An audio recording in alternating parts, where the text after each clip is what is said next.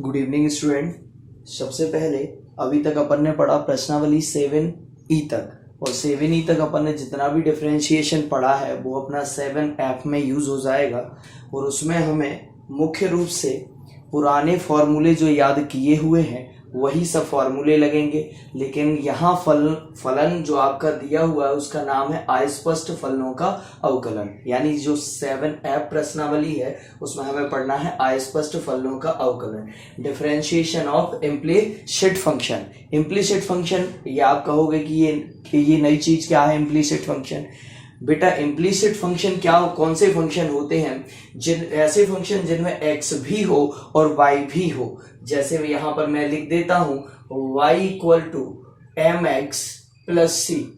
आप कहोगे इस फंक्शन में सर y भी है और x भी है तो इम्प्लीसिट हुआ। नहीं, इम्प्लीसिट फंक्शन ऐसे फंक्शन होते हैं जिनमें हम y को डायरेक्टली हल नहीं कर सकते, डायरेक्टली सॉल्व नहीं कर सकते, यानी dy/dx डायरेक्ट नहीं निकाल सकते। जबकि ऐसे फंक्शन का dy/dx डायरेक्ट निकल सकता है, जैसे कि dy/dx इस दोनों पक्षों का x के सापेक्ष अवकलन करना है, differentiation with respect to x करना है। तो अपन अभी तक क्या लिखा करते थे, dy/dx, और यहाँ क्या लिखते थे y इक्वल टू फिर dy/dx किसका करते थे, फिर mx का, फिर dy/dx फिर किसका करते थे, कांस्टेंट c का।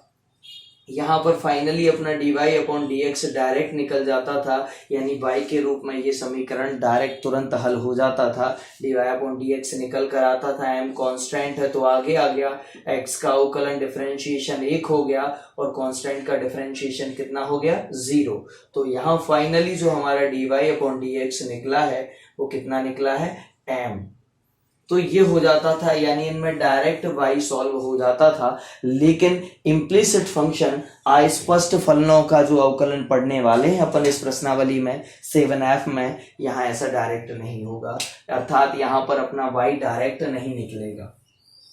तो यहाँ पर आता है कि सर जिन फंक्शन में x भी हो और y भी हो लेकिन y को तुरंत ही हल ना कर पाए x के लिए, तो इसे y का इम्प्लिसिट फंक्शन कहते हैं, y का इम्प्लिसिट फंक्शन कहते हैं। या फिर हम ये भी कह सकते हैं कि ये y है ना, ये y को ही हम x का इम्प्लिसिट फंक्शन कहते हैं। जैसे कि एक और इक्वेशन लिखते हैं, जैसे मैंने लिख दिया y स्क्वायर,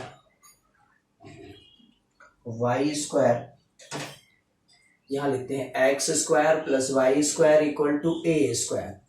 अब यहाँ पर देखिएगा, यहाँ हमारा y डायरेक्ट सेपरेट नहीं है कि हम आराम से dy/dx निकाल दें, और यहाँ y अकेला नहीं है, y की पावर में कितना है, 2 है।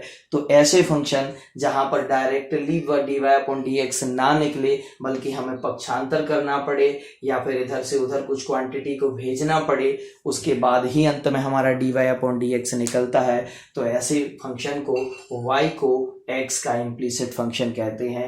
y डायरेक्ट ना निकले, यानी ये अस्पष्ट फलन है, y का अस्पष्ट फलन है x के रूप में। तो सबसे पहले इसका प्रश्नावली का अपन एक सवाल देखते हैं और उससे जानेंगे कि ये इम्प्लिसिट फंक्शन क्यों कहलाता है। देखिएगा, यहाँ पर हम दोनों पक्षों का x के सापेक्ष अवकलन करेंगे। मेथड सब वही पुरानी मेथड जो अभी तक अपन ने 7E प्रश्नावली तक पढ़ी है, वही की वही सारी मेथड रहेंगी। तो यहाँ पर अपन लिखेंगे दोनों पक्षों का x के सापेक्ष अवकलन करने पर, दोनों पक्षों का x के सापेक्ष अवकलन करने पर दोनों पक्षों का x के सापेक्ष अवकलन करने पर क्या आ जाएगा, यहाँ पर लिखेंगे dy/dx और यहाँ पर किसका हो जाएगा, x स्क्वायर प्लस dy/dx फिर किसका हो जाएगा, y स्क्वायर इक्वल टू फिर dy/dx और यहाँ किसका हो जाएगा, a स्क्वायर का। तो यहाँ x के सापेक्ष जब x का करोगे तो ये कितना हो जाएगा, 2x प्लस, ये तो पढ़ ही चुके थे। अगर यहाँ हमें x दिख रहा है और x का स्क्वायर है तो यहाँ क्या हो जाता है, 2y, लेकिन वापस से किसका होता, y का, तो y का कितना हो जाता, dy/dx। फिर इक्वल टू में कांस्टेंट का अवकलन कितना हो जाता है 0। यहाँ देखिए क्या dy अपॉन dx डायरेक्ट निकला है, नहीं, हमें पहले 2x को उधर ले जाना होगा, फिर 2y को अपॉन में ले जाना होगा, तब जाके फाइनली हमारा dy अपॉन dx निकलेगा। तो ऐसे फंक्शन को क्या कहा जाता है, इम्प्लिसिट फंक्शन, या ऐसे फलनों को कहा जाता है अस्पष्ट फलन। और इस प्रश्नावली में हम ऐसे ही फलनों का अवकलन पढ़ने वाले हैं। देखिएगा यहाँ पर क्या आ जाएगा 2y, फिर इंटू में dy अपॉन dx, और इस 2x का हम क्या कर देंगे पक्षांतर, तो उधर जाके हो जाएगा -2x। आया समझ में। फिर इसके बाद क्या आ जाएगा dy upon dx equal to, यहाँ पर आएगा -2x अपॉन में कितना आ जाएगा ये 2y, 2 से 2 क्या हो जाएगा कैंसिल। फाइनल हमारा dy अपॉन dx हमको क्या मिल जाएगा, dy अपॉन dx मिल जाएगा -x अपॉन y, ये आंसर हो जाएगा। ये कर दिया हमने अवकलन। चलिए स्क्रीनशॉट ले लीजिए इसका एक बार।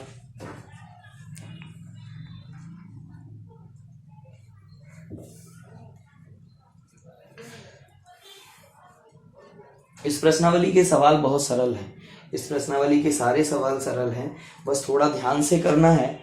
हमको y को आसानी से सेपरेट नहीं कर पाएंगे, तो पहले हमें x के सापेक्ष अवकलन कर देना है, और अंत में बची हुई चीज़ों को इधर उधर लाके फाइनली हमें dy अपॉन dx निकाल देना है।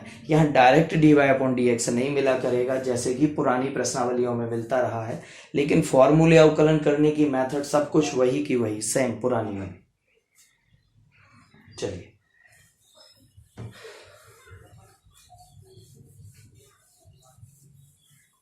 तो इम्प्लिसिट फंक्शन क्या, कौन से फंक्शन होते हैं, इम्प्लिसिट फंक्शन वे फंक्शन होते हैं जिनका अवकलन हम साधारण रूप से कर तो सकते हैं, लेकिन dy अपॉन dx साधारण रूप से नहीं निकाल सकते, या ये कहें कि y के रूप में तुरंत हल नहीं कर सकते।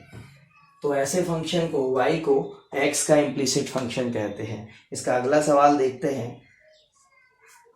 जैसे y square equal to 4ax ये लिखा हुआ है, और इसमें कहा गया है कि इसमें dy अपॉन dx निकाल दीजिए। आप समझते हैं कि यहाँ पर y अकेला होता तो dy अपॉन dx आ जाता, लेकिन यहाँ y अकेला नहीं है, y के ऊपर पावर कितने की है, 2 की है, या y के ऊपर पावर कुछ भी हो, मतलब सिंपल y ना लिखा हो, तब यहाँ पर dy अपॉन dx डायरेक्ट नहीं निकलेगा, तुरंत नहीं निकलेगा। तो सबसे पहले इसको करते हैं दोनों पक्षों का सेम वही मेथड। इसका सेकंड सवाल है क्या, फर्स्ट सवाल फर्स्ट ही है इसका, प्रश्नावली का फर्स्ट, 7F प्रश्नावली का फर्स्ट है। दोनों पक्षों का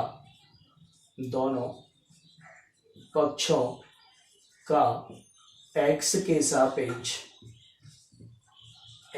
सापेक्ष अवकलन करने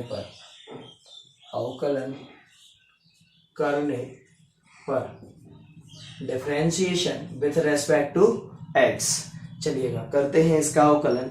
फाइनली यहाँ पर हम जब अवकलन करेंगे तो एक बार हम लिख लिया करते हैं dy अपॉन dx। किसका करना है उसे बाजू में लिखिएगा, y स्क्वायर का करना है, तो ये लिख दिया मैंने y स्क्वायर, और उसके बाद इक्वल टू का साइन इस पक्ष का भी करेंगे, तो यहाँ भी एक बार dy अपॉन dx लिखेंगे, और यहाँ पर जिसका करना होता है वो लिख देते हैं 4ax। अब यहाँ समझिएगा, अपन फ्री स्टाइल टेक्निक में क्या पढ़ते थे डिफरेंशिएशन की, कि हमें इसकी जगह क्या दिख रहा है। पहली बात, ये कांस्टेंट नहीं मान सकते क्योंकि y काय के रूप में है, x के रूप में, देखो y x के रूप में है, इसलिए कांस्टेंट तो नहीं है, तो यहाँ हमको x दिखेगा। और x स्क्वायर होता था तो 2 कहाँ आ जाता था, आगे, और 2 में से 1 घट जाता था। ऐसे यहाँ होगा तो 2 कहाँ आ जाएगा, आगे, और 2 में से कितना घट जाएगा, 1, सो केवल कितना बचेगा, 2 में से 1 घट के 1 बचेगा, और 1 की पावर हमें लगाई नहीं जाती, तो केवल यहाँ पर क्या बच जाएगा, y 2y। फिर आप कहोगे सर जिसकी जगह x दिखाए यानी y की जगह, तो उसका वापस से होगा, बिल्कुल उसका वापस से होगा, और यहाँ आ जाएगा dy अपॉन dx, तो मैं y डायरेक्ट लिख देता हूँ, dy अपॉन dx बराबर। अब यहाँ देखिएगा कांस्टेंट क्या है, यहाँ पर 4a, अब कितना बच गया, x बच गया, और x का डिफरेंशिएशन कितना होता है, x के सापेक्ष 1, तो यहाँ पर आ जाएगा कितना, 2y dy upon dx equal to में कितना आ गया बेटा, 4a।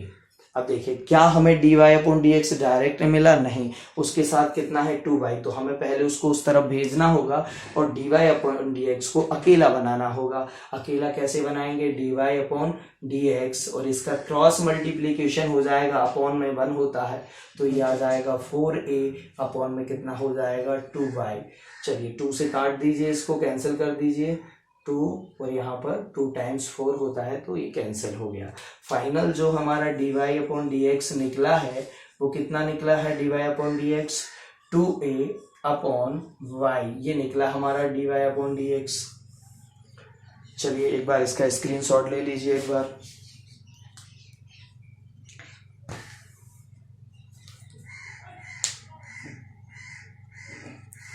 ये बड़े आसान से सवाल हैं, बस इतना है कि आप इनको करने के लिए थोड़ा सा प्रयास करिएगा।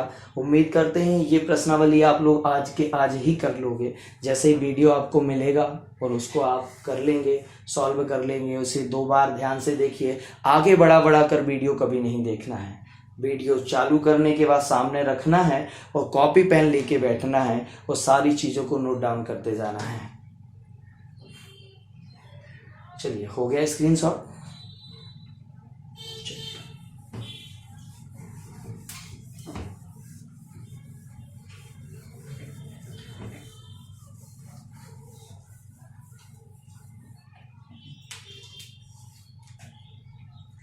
चलिए अगला देखते हैं इसका सेकंड क्वेश्चन। कुछ क्वेश्चंस रेगुलर बता देते हैं ताकि आपको करने में प्रॉब्लम ना हो। अगला लिखा हुआ है कि इसमें भी फाइंड करिएगा। क्या फाइंड करना है, क्या निकालना है आपको, dy अपॉन dx, और फंक्शन जो दे के रखा है वो दे के रखा है xy इक्वल टू c। अब आपको पूछा गया है कि भैया बता दीजिए कि इसका dy अपॉन dx क्या होगा। ये साधारण तो नहीं निकलेगा क्योंकि इम्प्लिक्ट फंक्शन है, और जो इम्प्लीसिट फंक्शन होते हैं, जितने भी इम्प्लीसिट फंक्शन या जितने भी अस्पष्ट फलन होते हैं उनमें y डायरेक्ट सॉल्व नहीं होता है, इसलिए तो उनको अस्पष्ट फलन कहा जाता है। यहाँ पर देखिएगा अपन जैसा लिखते थे हर बार, दोनों पक्षों का, ये अगला क्वेश्चन है आपका, दोनों पक्षों का x के सापेक्ष अवकलन करने पर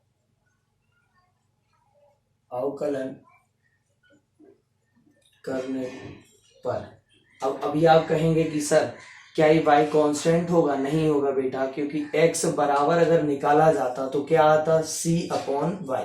बिल्कुल, ये y कहाँ चला जाता, अपॉन में, तो ऐसे दिखता। तो x काय के रूप में है, y के रूप में, इसलिए इनको डायरेक्ट सॉल्व ऐसे कांस्टेंट नहीं मान सकते।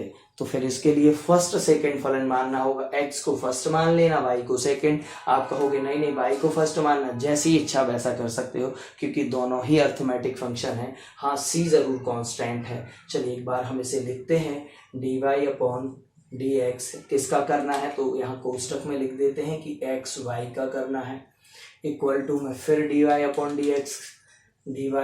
dx। ये जो नीचे का x है ये बताता है कि इसके सापेक्ष ही अवकलन हो रहा है। इसे पढ़ा जाता है x, इस d को पढ़ा जाता है के सापेक्ष, और इसको पढ़ा जाता है अवकलन। इसको पढ़ा जाता है x, इसको पढ़ा जाता है विथ रेस्पेक्ट टू, और यहाँ आता है डिफरेंशिएशन। और ये किसका करना है यहाँ पर, तो यहाँ बाजू में लिख देते हैं कि भैया हमें यहाँ c का करना है क्योंकि इसका ये वाला पक्ष c है। चलिएगा इसको फर्स्ट सेकंड मान लेते हैं, x को फर्स्ट मानते हैं, y को सेकंड फंक्शन मानते हैं। अब करते हैं फर्स्ट सेकंड का फॉर्मूला लगा देंगे, पहला फलन गुणा दूसरे का अवकलन, यानी dy अपॉन dx और इंटू में आ जाएगा y। पहला फलन गुणा दूसरे का अवकलन प्लस दूसरा फलन गुणा पहले का अवकलन, dy अपॉन dx पहले का अवकलन मतलब x का अवकलन, इक्वल टू में कांस्टेंट का अवकलन, तो कांस्टेंट का अवकलन और एक बार जो करते हो लिख दीजिएगा dy अपॉन dx, और यहाँ c, चाहो तो डायरेक्ट 0 कर सकते थे। चलिए बोलिए कितना आएगा x, और यहाँ पर आएगा dy upon dx plus y। बेटा बोलिए x का x के सापेक्ष कितना हो जाता है 1, इक्वल टू कांस्टेंट का अवकलन कितना हो गया 0। चलिए बोलिए कितना आ गया x into dy upon dx plus y equal to में कितना आ गया 0। तो यहाँ पर आ गया x into dy upon d x बराबर में आ गया माइनस वाई। चलिए अब देखिए, क्या ये y को हमको पक्षांतर किया है तो उधर आके y का हो गया माइनस का। फिर भी हमें dy upon d x separate नहीं मिला, हमें इस x को कहाँ ले जाना होगा, उस तरफ राइट हैंड साइड ले जाना होगा। तो आएगा dy upon d x equal to minus y, और अपॉन में कितना आ जाएगा ये x। फाइनल ये निकला हमारा dy अपॉन डी एक्स, और dy अपॉन डी एक्स ही फाइंड करना था इस क्वेश्चन में। चलिएगा एक बार इसका स्क्रीनशॉट ले लीजिए।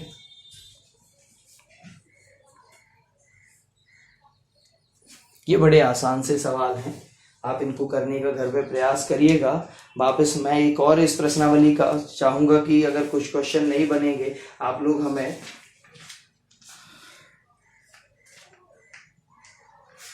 व्हाट्सएप पर पर्सनल मैसेज से बता दीजिएगा कि कौन कौन से क्वेश्चन इसके नहीं बन रहे हैं, तो उनको मैं वापस से कल बताने का प्रयास करूंगा। कोशिश ज़्यादा से ज़्यादा क्वेश्चन करने की करिए और ईमानदारी से करिए। ये मत सोचिए कि वापस होगा या नहीं होगा, वो सब जाने दो। अभी तो आपको फाइनल ये मान के चलना है कि हमारा होता जा रहा है और हम इसको घर पर बैठ के कर रहे हैं। जितने क्वेश्चन नहीं बनेंगे आपसे वो हम आपको वापस समझाते जाएंगे। सिर्फ पर्सनल मैसेज करके हमको ये बता दीजिएगा कि ये वाला sir question, first question 9, question 11, ऐसे क्वेश्चन हम पे 3 या 4 क्वेश्चन नहीं बने सर।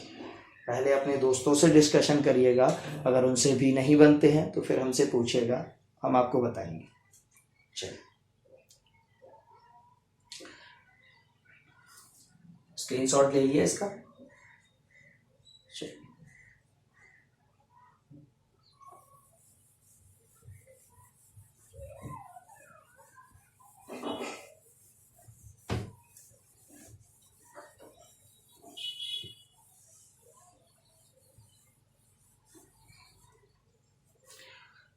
आप लोगों को ये कोरोना के कारण जो छुट्टी मिल रही है इसको एंजॉय नहीं करना है। अगर एंजॉय अभी छुट्टी को करोगे आप तो बाद में परेशान हो जाओगे। इसलिए आप पढ़ते रहिएगा, मेहनत करिए। यही वो समय है जब आप दूसरों से आगे निकलते हैं, तो प्लीज़ पढ़ते भी जाइएगा। ज़्यादा से ज़्यादा समय पढ़ाई को दीजिए। बाहर घूमने से अच्छा है, आप सेफ भी रहेंगे और आपकी पढ़ाई भी आगे बढ़ती जाएगी। तो थोड़ा सा प्रयास करिएगा। अगला क्वेश्चन देखिएगा, यहाँ पर हमको लिखा है थर्ड क्वेश्चन में कि dy अपॉन डी एक्स का मान ज्ञात कीजिए। ये जबकि आपको फलन या फंक्शन दे के रखा है उनने root x plus root y equal to a. आपको ये दे के रखा है क्वेश्चन और आपसे पूछ रहे हैं कि dy अपॉन डी एक्स हो तो dy upon d x find करो। dy अपॉन डी एक्स का मान निकालो। ये क्वेश्चन मार्क बना दिया प्रश्नवाचक चिन्ह कि dy अपॉन डी एक्स कितना होगा। आगे और सवाल के लिए लगा देते हैं यदि if root x plus root y equal to a then dy upon d x equal to question mark. ये दिया हुआ है, ये फाइंड करना है आपको। देखिएगा सबसे पहले आप क्या लिखते हैं, हर बार जैसा लिखते हैं वही का वही लिखना है यहाँ सॉल्यूशन। और ये आपका आ जाएगा root x plus root y equal to क्या दिया हुआ है ए। तो अपन लिखेंगे दोनों पक्षों का x के सापेक्ष अवकलन करने पर। एक बार मैं लिख देता हूं दोनों पक्षों का। कुछ सवाल ऐसे मिलेंगे जिनमें लॉग भी लेना होगा, लेकिन मैंने कहा ना कि सारी मेथड पुरानी जो 7E प्रश्नावली तक लगी हैं वही की वही एक्सरसाइज जो 7E तक है आपकी वही की वही आपकी लगेंगी। बस थोड़ा सा फर्क ये है कि हमको पक्षांतर या क्रॉस मल्टीप्लिकेशन करके dy अपॉन डी एक्स को सेपरेट करना होगा। बाकी ज्यों का त्यों दोनों पक्षों का x के सापेक्ष अवकलन करने पर, दोनों पक्षों का x के सापेक्ष अवकलन करने पर, चलिए यहाँ पर क्या आ जाएगा बेटा, dy अपॉन डी एक्स। किसका करना है तो उसे कोष्टक में लिख दीजिए अंदर, यहाँ पर ब्रैकेट में रूट एक्स का करना है, प्लस फिर क्या लिखेंगे dy अपॉन डी एक्स क्योंकि एक्स के रेस्पेक्ट में कर रहे हैं ना, इसलिए अपन नीचे क्या लिखते हैं dx, और यहाँ आ जाएगा किसका कर रहे हैं तो रूट वाई का कर रहे हैं। फिर इक्वल टू इस वाले बोलिएगा इस वाली साइड में क्या करना है आपको dy अपॉन dx, और यहाँ पर भी किसका करना है a का, तो उसको भी कोष्टक में लिख दीजिएगा। अब बात आती है कि इस रूट एक्स का क्या होगा, तो आपको पहले से ही आपने पढ़ के रखा है कि रूट एक्स का कितना हो जाता है 1/2 root x, very good, 1/2 root x plus root y का क्या होता है। आप कहोगे सर रूट वाई तो कांस्टेंट है, कैसे है बेटा, ये वाई का के रूप में है, एक्स के रूप में, एक्स को जरा उधर भेजो या वाई को, तो ये एक्स का रूट एक्स बराबर क्या आ जाएगा a माइनस रूट वाई, तो एक्स ही तो वाई के रूप में है, इसलिए इसको कांस्टेंट नहीं मानेंगे। फिर आप कहोगे सर हमें इस वाई की जगह एक्स दिख रहा है, बिल्कुल ऐसा ही दिखेगा, और यहाँ पर आ जाएगा 1/2 रूट वाई, फिर लेकिन किसका हो जाएगा वापस से वाई का dy upon dx equal to, और कांस्टेंट a है तो उसका अवकलन कितना हो जाएगा 0। आया समझ में। चलिए अब यहाँ पर देखिएगा क्या dy अपॉन dx सेपरेट मिला, नहीं मिला, तो अपन इस वाले को पक्षांतर कर देंगे, उस तरफ भेज देंगे, तो फाइनल हमारा कितना आ जाएगा। अच्छा अभी तो आराम से स्टेप करिएगा, 1/2 रूट वाई बचा लीजिएगा, और इनटू में क्या बचा लीजिए dy अपॉन dx ये बचा लीजिए, और बाकी का इसको भेज दीजिए उधर, उधर जाके क्या होगा माइनस का -1/2 रूट एक्स, ये हो जाएगा। अब देखिएगा इसका क्रॉस मल्टीप्लीकेशन 1 का इसमें करेंगे और इसका कहाँ कर देंगे ऊपर, 2 रूट वाई का कहाँ कर देंगे ऊपर, तो कितना आ जाएगा ये dy अपॉन dx बचेगा। अब ये कहाँ जाएगा ऊपर और एक कहाँ जाएगा नीचे, एक का इसमें होगा तो नीचे तो ज्यों का त्यों आ जाएगा, बिल्कुल, और इसका ऊपर होगा तो माइनस में कितना आ जाएगा 2 रूट वाई। चलिए 2 से 2 क्या हो गया कैंसिल। अब देखिएगा क्या आ गया dy upon dx equal to minus तो है ही। अच्छा बेटा रूट वाई पे लगा कि एक्स पे लगा, अच्छा दोनों पे लगा है, तो दोनों पे लगा तो इकट्ठा ही लगा देते हैं, अलग अलग लगाने से अच्छा क्या हो जाएगा y अपॉन एक्स, ये निकल गया फाइनल हमारा dy अपॉन dx। चलिए एक बार इसका भी स्क्रीनशॉट ले लीजिएगा।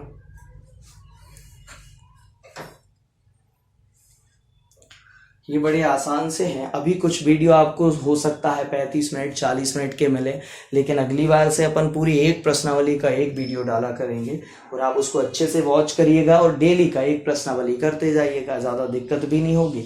जैसे ही अपन आगे की कोई बड़ी प्रश्नावली आती तो हो सकता 2 दिन भी दे दें, और कुछ प्रश्नावली ऐसी रहेंगी जिनको हमें 2 दिन क्या हमको 1 दिन ही सफिशियंट रहेगा।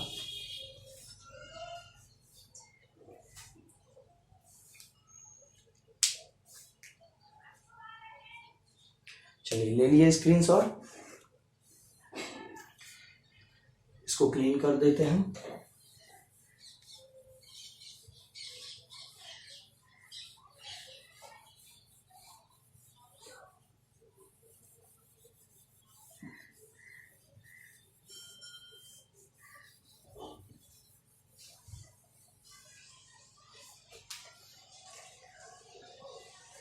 अब देखिएगा कुछ क्वेश्चन आप करने का घर पे भी प्रयास करिएगा। मैं एक और बता देता हूँ, जैसे कि आप 5वां कर पाएंगे, चौथा भी करने का प्रयास करिएगा, चौथा भी आपसे बन जाएगा। मैं अगले पर पहुँचता हूँ। अगला है आपका 6वां सवाल, उसमें भी dy अपॉन dx फाइंड करना है, और आपको फंक्शन दिया हुआ है x² plus y² equal to sine xy। बेटा ऑनलाइन पढ़ने का एक फ़ायदा ये है कि जितनी देर आप क्लास में बैठ के कॉपी करते थे ना, यहाँ आप स्क्रीनशॉट ले लेते हैं, तो जहाँ आपको 10 मिनट लगता था, ये 5 मिनट लगता था, वहाँ आपको मात्र 2 सेकंड में स्क्रीनशॉट ले लेते हैं, और बाद में बैठ के उसको अच्छे से कॉपी कर लीजिएगा, समय भी बचेगा आपकी। जहाँ 1.5 घंटे की क्लास को हम 45 मिनट की क्लास में भी आपको अच्छे से समझा पाएंगे, क्योंकि आपका लिखने का समय बच जाता है। यहाँ पर देखिएगा, यहाँ पर सेम कंडीशन, दोनों पक्षों का x के सापेक्ष। अब जानते हैं कि y के ऊपर स्क्वायर है, यानी dy अपॉन dx सिंपली तो नहीं निकलेगा कि सीधा सीधा अकेला निकल जाए, क्योंकि उसके साथ x भी बैठा है और खुद y के ऊपर क्या लगा है स्क्वायर। तो अपन लिखते हैं जैसा हर बार करते हैं, दोनों पक्षों का x के सापेक्ष अवकलन करने पर, दोनों पक्षों का x के सापेक्ष अवकलन करने पर, दोनों पक्षों का x के सापेक्ष अवकलन करने पर बताइए। फाइनल अपन यहाँ पर लिख लेते हैं हर बार dy/dx, क्योंकि लिखा x के सापेक्ष, यहाँ t के सापेक्ष कहा होता तो d/dt लिख देते, u के सापेक्ष तो d/du लिख देते। चलिए किसका करना है, तो यहाँ आपको करना है किसका, x² का प्लस, चलिए अब किसका करना है, y² का, तो इसके आगे भी क्या लिख लेंगे, dy/dx, और किसका करना है बेटा, y² का, तो हम यहाँ y² लिख लेते हैं, इक्वल टू में बोलिएगा क्या आ जाएगा, dy/dx, किसका करना है, तो यहाँ लिख लिया कि सर साइन xy, पूरा का पूरा xy साइन के बाजू में बैठा है, y स्वतंत्र नहीं है, x स्वतंत्र नहीं है, दोनों का दोनों किसके बाजू में बैठे हैं, साइन के, तो उनको आप डायरेक्ट ये नहीं कह सकते कि y आगे आएगा या नहीं आएगा, क्योंकि ध्यान रखिएगा ये x और y का फंक्शन के रूप में ही साइन दिया हुआ है, इसलिए नहीं आएगा। चलिए इसका तो सिंपल आपको आता है कि कितना हो जाएगा, बोलिए कितना होगा, 2x, वेरी गुड, प्लस इसका कितना होगा, x दिख रहा है इसकी जगह, तो x² में 2 कहाँ आता था, आगे, और उसमें से पावर में से कितना होता था, एक कम हो जाता था, तो कितना बचेगा, y के ऊपर 1, वो लिखा नहीं जाता, लेकिन जिसकी जगह x दिखा है उसका वापस भी तो होगा, तो आएगा dy/dx, वेरी गुड। अब बेटा देखिए साइन x का फॉर्मूला पढ़ा है हमने, साइन xy का नहीं पढ़ा, तो आप कहोगे रुको सर हमें xy की जगह x ही दिख रहा है, साइन xy का हो जाएगा cos xy, बिल्कुल बेटा cos xy हो जाएगा, और इनटू में d/dx, जितने की जगह आपको x दिख रहा था उसका वापस होगा, यानी किसका वापस होगा, x × y। आप कहोगे सर एक चीज मिस्टेक कर रहे हैं, हर बार हम जब वापस करते हैं तो ब्रैकेट लगाते हैं, बिल्कुल आपको ब्रैकेट लगाना है, भूलना नहीं है। चलिए अब कितना हो जाएगा, ये 2x प्लस यहाँ आ जाएगा 2y dy/dx, वेरी गुड, और इक्वल टू, चलिए बोलिए क्या आ जाएगा, cos xy, ये ब्रैकेट ज्यों का त्यों। अब आप इसका देखिएगा, यहाँ चूंकि 2 फंक्शन आ गए, तो एक को फर्स्ट मान लीजिए और एक को सेकंड, लेकिन लिखेंगे काहे में, ब्रैकेट में।